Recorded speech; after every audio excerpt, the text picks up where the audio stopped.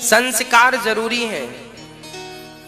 बिना संस्कार के हमारी और आपकी कोई शोभा नहीं है। याद रखियो मेरी माँ, रंग रूप से इंसान की शोभा नहीं होती। इंसान की शोभा तो उसके गुणों से होती है, संस्कारों से होती है। हाँ, सुंदर तो बहुत लोग होते हैं, बहुत सुंदर सुंदर भी लोग मिल जाएंगे आपको, पर सुंदर लोगों में गुण ना हो तो उनकी सुंदरता किस काम की। इसलिए व्यक्ति की कीमत उसके स्वरूप से नहीं है, व्यक्ति की कीमत उसके स्वभाव से है। स्वरूप से कीमत नहीं होती, स्वभाव से कीमत होती है, संस्कारों से और विचारों से कीमत होती है। इसलिए आपका स्वरूप कैसा है मायने नहीं रखता, आप गोरे हैं कि काले हैं। माता शबरी बिल्कुल काली थी, हनुमान जी बंदर जैसे हैं, बंदर ही तो है। हनुमान जी कौन सुंदर है भाई? हनुमान जी सुंदर हैं क्या?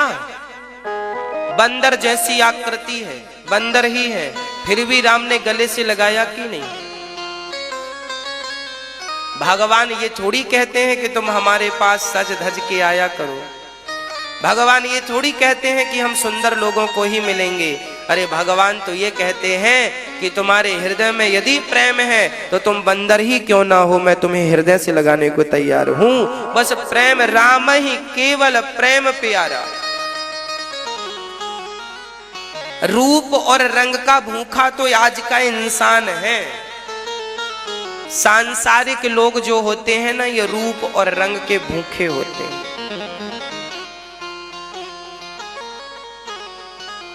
जब तक आप सुंदर हैं तब तक ही आपका पति आपको देखता है।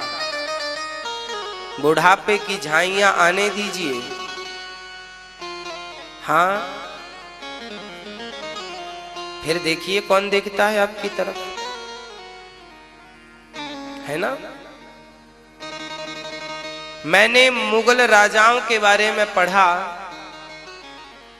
तो मुगल राजाओं ने एक शादी की, जब तक पत्नी सुंदर थी तब तक तो रहे, थोड़ी बुढ़ी हो गई, चमड़ी ढीली हो गई तो दूसरी शादी कर ली, उसके संग रहे, उसकी भी चमड़ी ढीली हुई तो तीसरी रख ली, चौथी रख ली, पांचवी रख ली, छठवीं और सातवीं भी रख ली, आठवीं और नौवीं भी रख ली।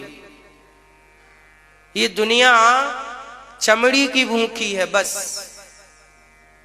यदि दुनिया को रिझाना हो तो चमड़ी को ठीक कर लेना, और भगवान को रिझाना हो तो मन को ठीक कर लेना बस। दुनिया तन की चाहत रखती है और भगवान मन की चाहत रखते हैं। निर्मल मन जन सो मोहि पावा, मोहि कपट छल छिद्र ना भावा। अब देखना यह है कि आप किसे रिझाना चाहते हैं।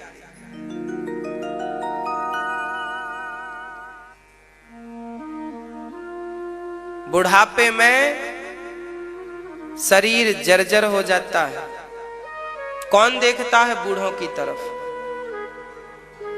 इसलिए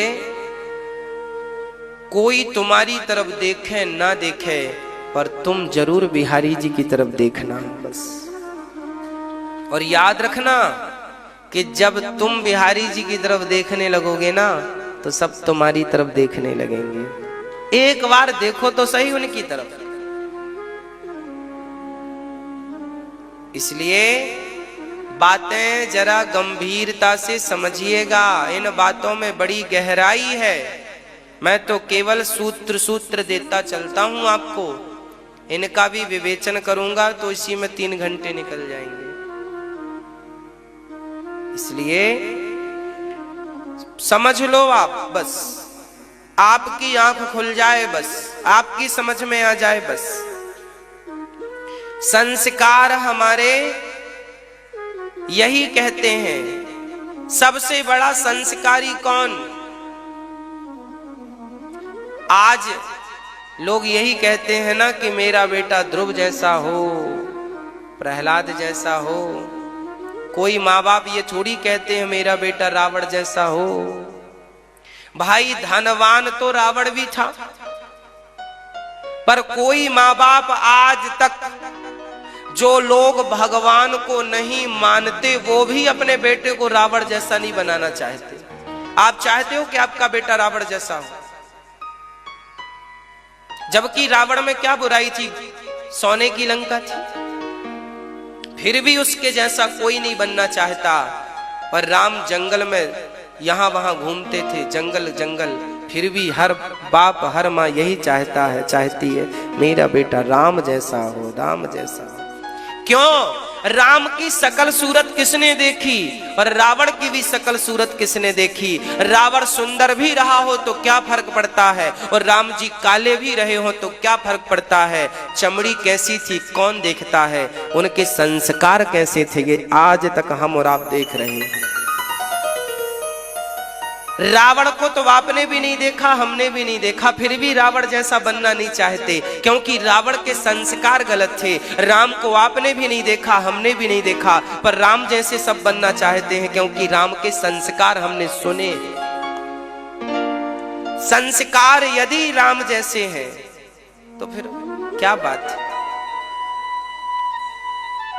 संस्कार जरूरी है बच्चों को, केवल बच्चों को ऐसा नहीं, माता पिता को भी संस्कार जरूरी है। दादा दादा